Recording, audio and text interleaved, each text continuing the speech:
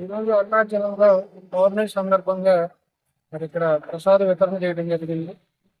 అరుణాచలం అనేది యోగ భూమి. మరి ఎంతో మంది యోగులు నడయాడిన ప్లేస్ అరుణాచలం. మోక్ష ద్వారానికి అద్భుతమైన మెట్టు అరుణాచలం. సాధకులు ఎంతో మంది మరి ఇక్కడ 14 కిలోమీటర్లు స్పెషల్గా పౌర్ణమి రోజుల్లో వేలాది మంది వచ్చి ఇక్కడ గిరి ప్రదక్షిణ చేస్తూ ఉంటారు. వాళ్ళ యొక్క వైబ్రేషన్స్ లో మనం కూడా ఉండటం వల్ల మరి ఎంతో మంది యోగులు మార్పులు తిరుగుతూ ఉంటారు మానవ రూపంలో. వాళ్ళందరికీ అన్నదానం చేయటం అనేది మనందరి అదృష్టం. అందులో భాగంగా ఈరోజు గిరి ప్రదక్షిణలో కొంతమందికి ప్రసాద వితరణ చేయడం జరిగింది. అందరూ అరుణాచలం రండి. అరుణాచలం ప్రతి వ్యక్తి కూడా జీవితంలో 3 అంశాలు కోరుకుంటుంది. ఒకటి సంపద, ఆరోగ్యం, ఆనందం. మన భారతీయ సనాతన ధర్మంలో వీటి మూడితో పాటు మనందరికి తెలిసిన పదం మోక్షం. ఆ మోక్ష మార్గమే అరుణాచలం.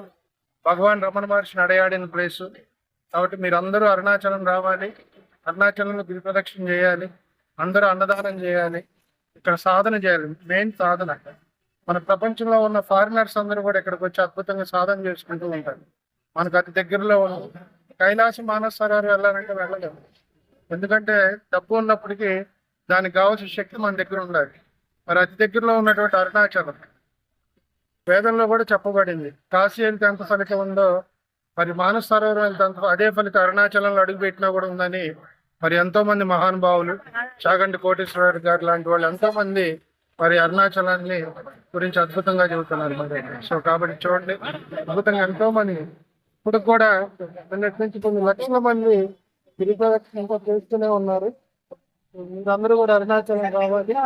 అందరూ ఆనందంగా, ఆరోగ్యంగా, ఆధ్యాత్మికంగా, తృప్తిగా జీవించాలని మనస్ఫూర్తిగా కోరుకుంటూ అరుణాచల శివ, అరుణాచల శివ, అరుణాచల శివ. Thank you.